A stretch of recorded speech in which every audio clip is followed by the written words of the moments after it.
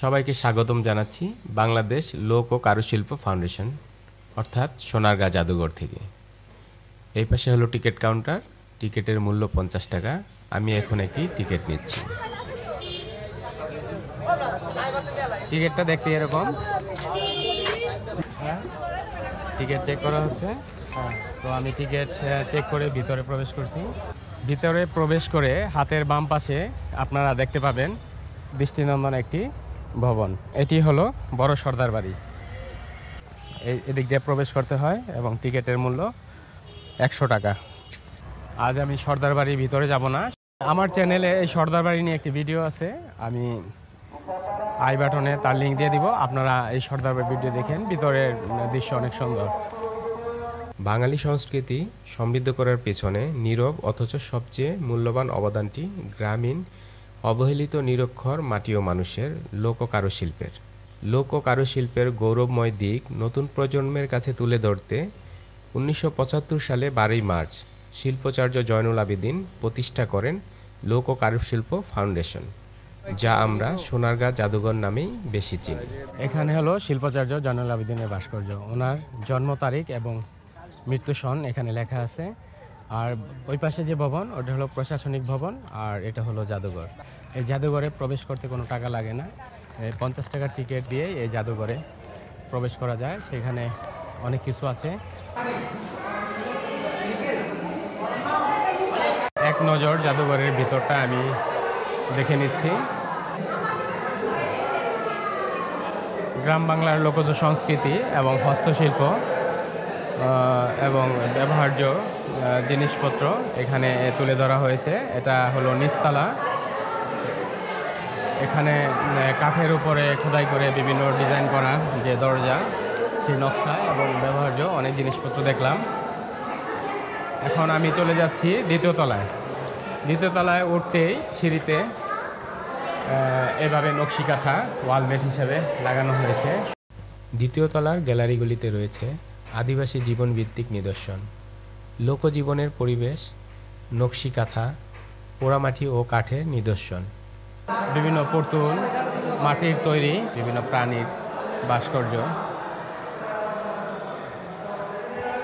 হাঁড়ি পাতিল, এখানে আছে ঘোড়া, একটি মাটির কলস দেখা যাচ্ছে। এখানে নকশিকাঁথা, এভাবে ওই সাইডটাতে নকশিকাঁথা, এবং এইখানে এই সাইডটাতে নৌকা এবং নৌকা ও হাঁস। এই পাশে কিছু ফল, কুলা, তরোয়াল এসব তুলে ধরা হয়েছে।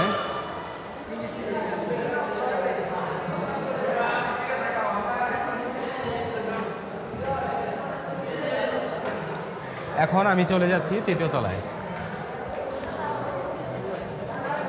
তৃতীয় তলার গ্যালারিগুলিতে রয়েছে তামা কাঁসা পিতলের নিদর্শন, বাঁশ কাঠ ও বেতের তৈরি নিদর্শন, লোহার তৈরি লোকজ অলংকার এবং লোকজ বাদ্যযন্ত্র সহ রয়েছে বহু কিছু।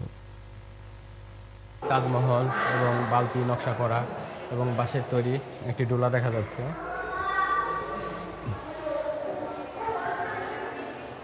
এখানেও তামা কাঁসার তৈরি ব্যবহার্য বিভিন্ন জিনিসপত্র দেখা যাচ্ছে। এ পাশে আছে বাঁশ ও বেতের তৈরি কিছু জিনিস এবং তামা কাঁসার তৈরি। এখানে আছে মূর্তি এবং বিভিন্ন নকশা করা প্লেট, ব্যবহার্য বিভিন্ন হাঁড়ি পাতিল। এইভাবে একের পর এক গ্যালারিতে এভাবে সাজিয়ে রাখা হয়েছে গ্রাম বাংলার সেই প্রাচীন ব্যবহার্য জিনিসপত্র।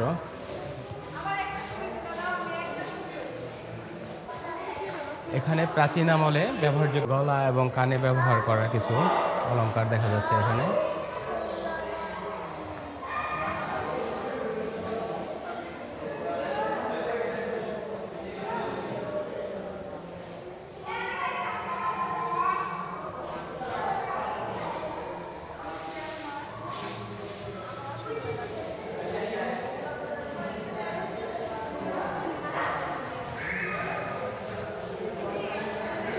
এখানে ডিসপ্লে করা হয়েছে বিভিন্ন বাদ্যযন্ত্র। অনেক বাদ্যযন্ত্র নামও আমরা জানি না। এখানে একতারা, তবলা, ঢোল, গিটার এবং বিভিন্ন রকমের বাদ্যযন্ত্র এখানে আছে এবং ওই গ্যালারিতেও অনেক বাদ্যযন্ত্র আছে।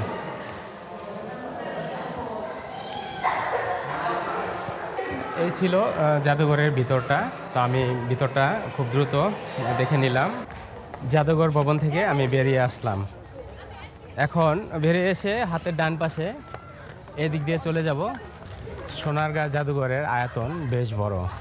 এখানে বসার জন্য ব্যবস্থা আছে এবং জায়গায় জায়গায় গাছপালা এবং কয়েকটি পুকুর ও লেকের মতো করা আছে। টুরিস্ট পুলিশ এবং র্যাব নিরাপত্তার জন্য এখানে আছে এবং এইভাবে গাছপালা দিয়ে বেষ্টিত এবং বসার জন্য জায়গা আছে। এছাড়াও লেকে নৌকা ভ্রমণ এবং শীত মৌসুমে টিকিট কেটে মাছ ধরার ব্যবস্থা রয়েছে।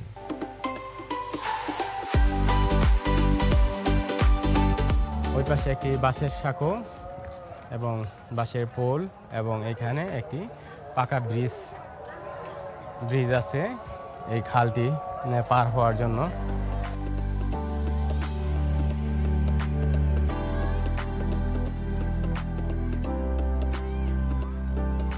এখানে দিক নির্দেশনা দেওয়া আছে।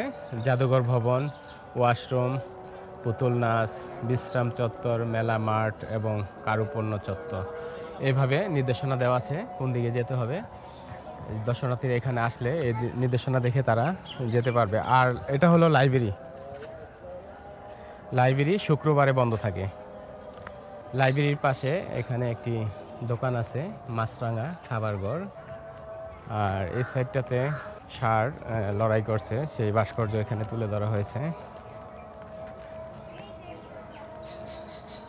স্টল এবং লোকজ বিভিন্ন অনুষ্ঠানের যে মঞ্চ সেটা ওই সামনে আছে। এই আমার হাতের ডান পাশে এই যে একটা ঝিলের মতো দেখা যাচ্ছে, বিশাল আকৃতির, এবং এখানে হয় লোকজ উৎসব। ব্রিজের এই পাশটাতে হলো উন্মুক্ত মাঠ প্রাঙ্গণ এবং অনেক বড় বড় গাছপালা আছে। এর আয়তন 150 বিঘা। গ্রাম বাংলার মনোরম পরিবেশে বেষ্টিত বিশাল এই আয়তনের স্থানটিতে মাত্র 50 টাকা টিকিটের বিনিময়ে একটি দিন কাটিয়ে দেওয়া যায় অনায়াসে।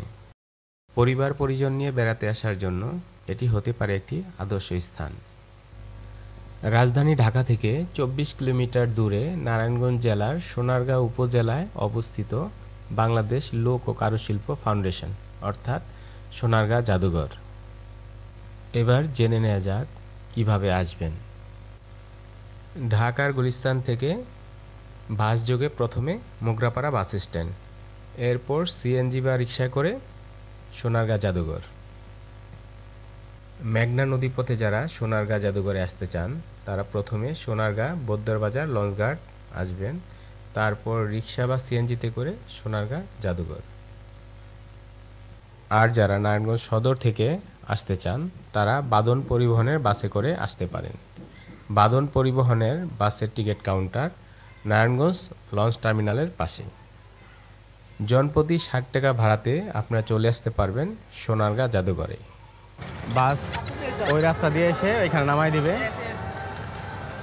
ওই সোজা গেলে হলো পানাম সিটি, আর এটা হলো বাংলাদেশ লোক ও কারুশিল্প ফাউন্ডেশন। আর এই ফাউন্ডেশনের হাতে ডান পাশেই কার পার্কিং। এখানে হলো কার পার্কিংয়ের কাউন্টার। মোটর সাইকেলের জন্য 30 টাকা এবং এইসব প্রাইভেট কার, ট্যাক্সি এগুলির জন্য নেয় 100 টাকা এবং বড় যে বাস আছে ওই বাসগুলির জন্য নেয় 300 টাকা। জাদুঘরের রাস্তার অপোজিটে হলো রেস্টুরেন্ট, এটা হলো ইসাকা রেস্টুরেন্ট এবং ট্যুরিস্ট বিরিয়ানি হাউস এবং ওইখানে আরও কিছু রেস্টুরেন্ট আছে। সোনারগাঁও লোকশিল্প জাদুঘর সপ্তাহে 2 দিন বুধ এবং বৃহস্পতিবার বন্ধ থাকে। আমি এখন বিদায় নিচ্ছি। আপনারা সবাই ভালো থাকবেন। দেখা হবে অন্য কোনো দিন অন্য কোনো ভিডিওতে। আল্লাহ হাফেজ।